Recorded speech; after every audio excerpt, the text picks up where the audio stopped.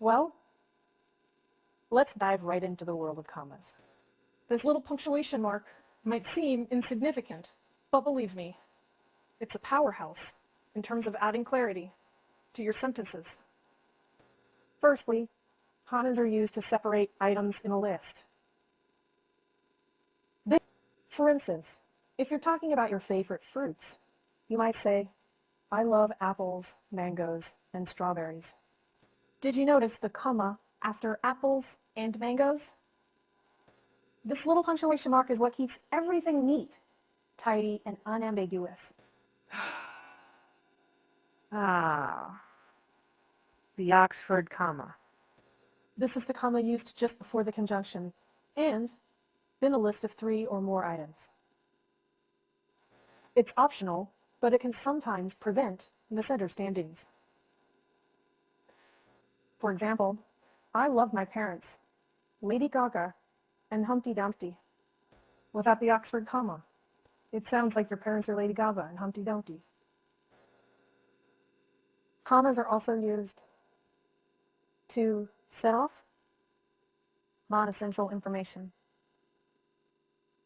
Imagine writing, my brother, who is an artist, just opened his own gallery. The phrase who is an artist is not critical to the sentence. It's extra information. So we use commas to set it off. The placement of a comma can drastically change the meaning of a sentence. Consider let's eat grammar versus let's eat grammar. In the first sentence, you're inviting Grandma to eat. In the second, well, you're suggesting something a bit more horrifying. We also use commas after introductory words or phrases like however, in addition, for example, and so on, to give the reader a moment to pause before continuing with the main clause of the sentence. And lastly, when you're directly addressing someone or something in a sentence, you should always use a comma. For example, I think, John, that you should take this job. So there you have it, the humble comma. Not so insignificant after all, is it? With the correct usage and placement of commas, you can avoid ambiguity and enhance the clarity of your written English. All right, it's time to move on to our next punctuation mark, the period, or as it's known in some places, the full stop. Simple and small, yet incredibly powerful. So the primary function of the period is to signify the end of a sentence. It's like a little full stop on a train of thought, telling the reader that one idea has come to a close and they should prepare for the next one. For example, I love going to the beach. It's a great place to relax. Each sentence is a complete thought, and the period signals the end of each. Periods are also used in abbreviations.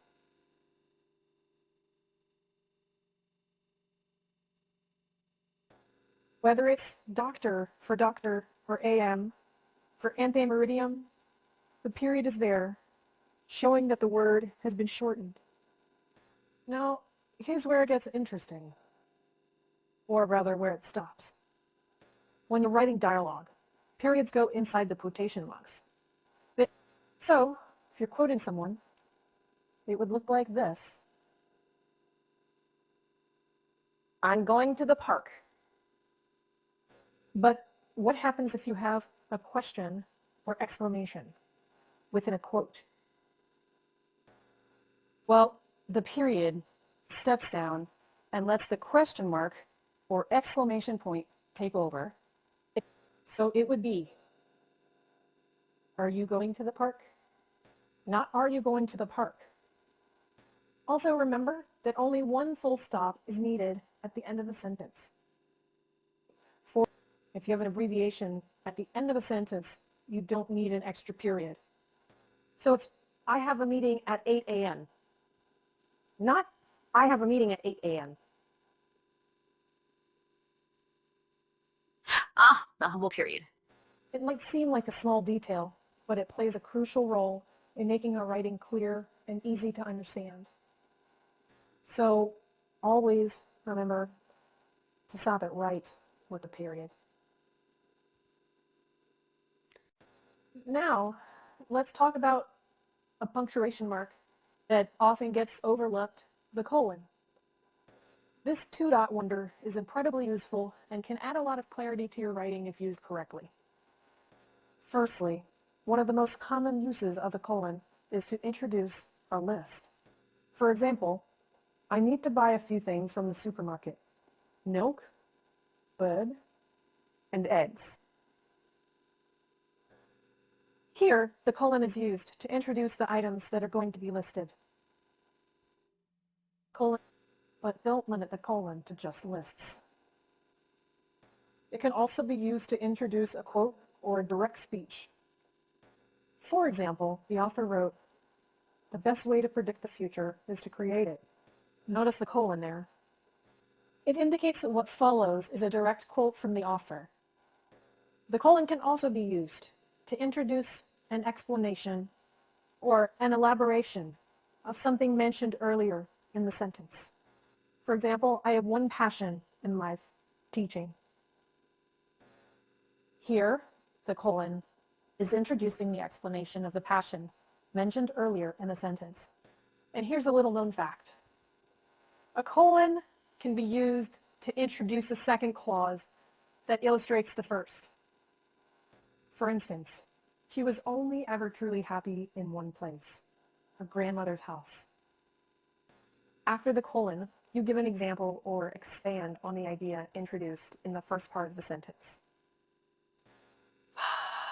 But remember, the part of the sentence before the colon must be a complete sentence in itself.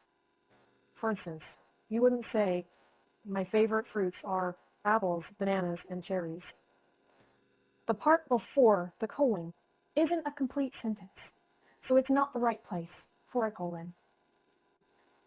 The colon is a versatile punctuation mark that can make your writing clearer, more interesting, and more professional if used correctly. So don't shy away from using it.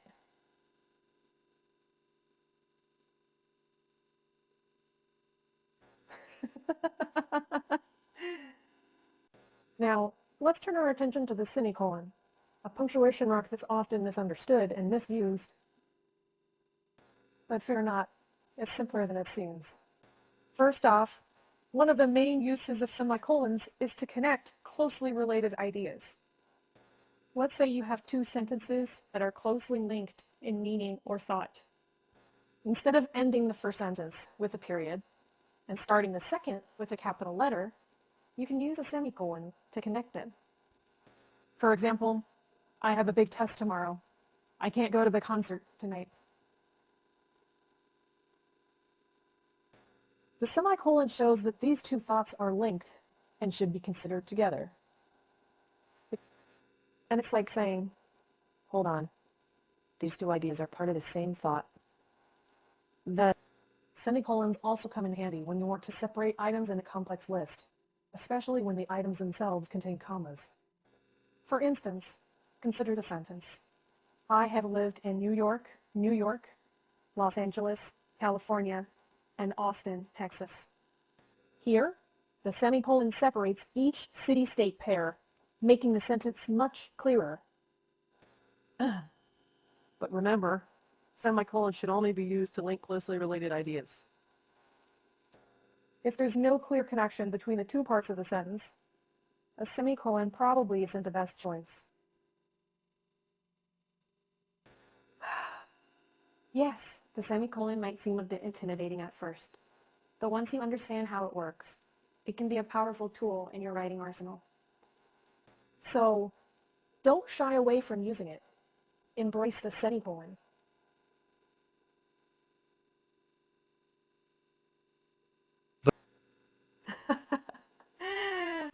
All right, let's dive into the final topic for today. Using question marks, exclamation points, and quotation marks to add emotion, indicate queries, or denote direct speech in your writing. Starting with question marks, These are pretty straightforward. They're used at the end of direct questions to indicate that a query has been made. For example, what time is it? Or, are you going to the party? Now let's switch gears to exclamation points. These little guys are used to express strong emotion or surprise. For instance, watch out, or I can't believe we won. But remember, exclamation points are like a strong spice. They're great in moderation, but too many can overwhelm your reader. Now, let's talk about quotation marks. These are used to denote direct speech or quotes. For example, John said, "I'll be there in 5 minutes." Here, the quotation marks indicate that the words inside them are exactly what John said. Quotation marks can also be used to indicate titles of short works like poems, short stories, or articles.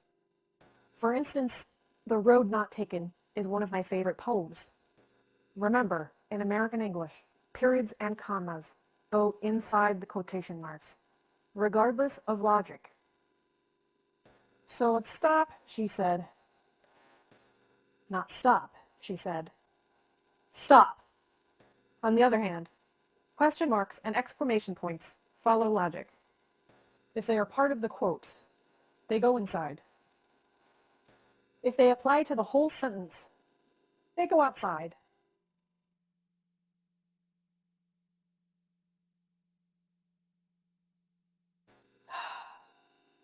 So there you have it. Question marks, exclamation points, and quotation marks might seem small, but they play a huge role in making your writing clear and expressive. Keep practicing their use, and in no time, you'll be a pro at using these punctuation marks. That's it for today. Happy writing.